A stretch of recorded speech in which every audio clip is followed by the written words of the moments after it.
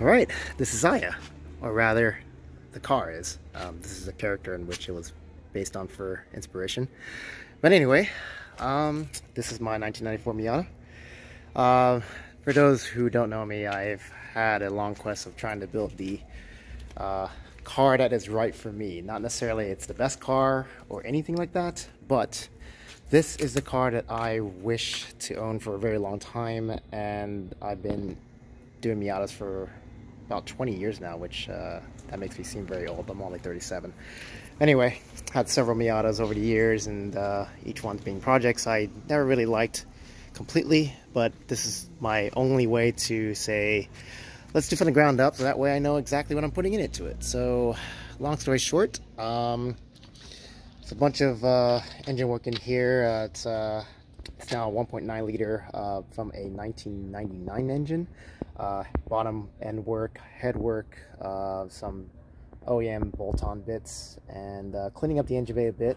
Some of the stuff, or rather you don't see, is that there are a bunch of wires tucked in, and even the brake lines have been tucked. So you can see kind of, I relocated them from the firewall, which is usually from this side all the way to the back side.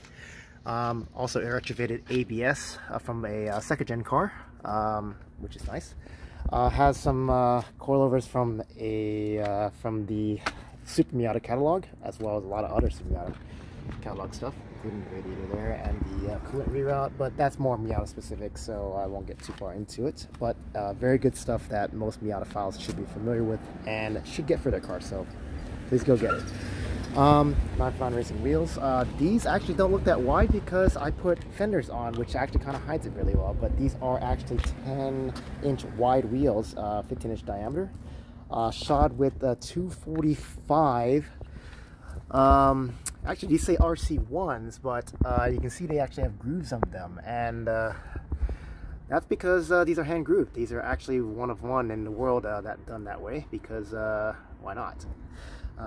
Nice 9x9 racing wheels with the lug nuts and the valve stems to go with. This car will get a big brake kit very soon from the again from the Super Miata catalog. Big brake kit called the box mount, and it will have red calipers, so that'll match nicely here. But most of the work here has been in the paint and the body. Close that up here. You can barely see it here, but it is actually slightly wider than normal, and actually that is still, at least mostly, original fenders. Stretched out a bit, maybe bonded a bit because I kind of messed up when I stretched them a bit. But that said, it was complemented by this flare here, which is actually from Project G. You can probably still go buy those nowadays, and it kind of flows very nicely all the way to the front with this. Again, another Project G product, which I don't know if they make anymore, but someone can comment on that. But when I had these, or when I got them rather, years ago, these were one of 5 in the world, at least in terms of a set, so hopefully I don't damage these. Fiberglass, which is kind of nice. I forget exactly what these mirrors are, but I think they're M2 replicas or something, but someone can comment on that. But they look really nice to have kind of a sort of a vintage look. Kind of painted them. Java Black Pearl, which is also the same as the A-pillar here, and the hard top, which actually, I don't know if you can see it here, but it does have a little bit of a gold flake to it, but I don't know if that shows up really well. Anyway, but you can see it does have a very red interior, with some chrome bits here and there, maybe some silver paint, but work in progress still. But the biggest deal that I liked in this whole car is that relatively rare steering wheel, which is not here in the US market.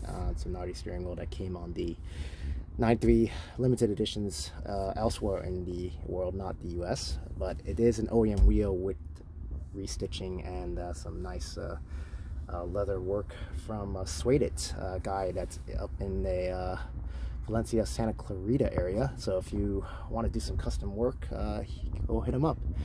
He also did this stitching up here with the leather, and this leather here is also very nice. He did all of Aaron by the way, that's his name, did all of the dash work there, which is kind of nice. The interior is actually a donor, except for obviously the seats, which I'll explain in a bit, but the carpets and all this other stuff has been donated very well from a 1993 limited edition, which is the only year you can get this interior. So I salvaged it from a car that I actually owned. Unfortunately, it was wrecked, and that's how it ended up being in this project. These seats are also relatively rare. Car make corns in Japan. They're only ones that actually have racing seats that actually bolt to stock rails and fit properly in this car, because it's a small car. It's hard to fit racing seats properly and fit people in here in general. Moving on, it's a standard hardtop with frost, which is kind of hard to find nowadays, at least for a good price and restored. The paint is actually championship white, which this is my dream color I've always wanted on any car. I've also liked Hondas, you know, secretly, but I just been in love with this color for ages, and I've always wanted it on a car that I'm going to keep. So this is a really nice, man, in real life it just really pops, so I'm really excited about it. Just seeing it in the flesh and cleaned up now.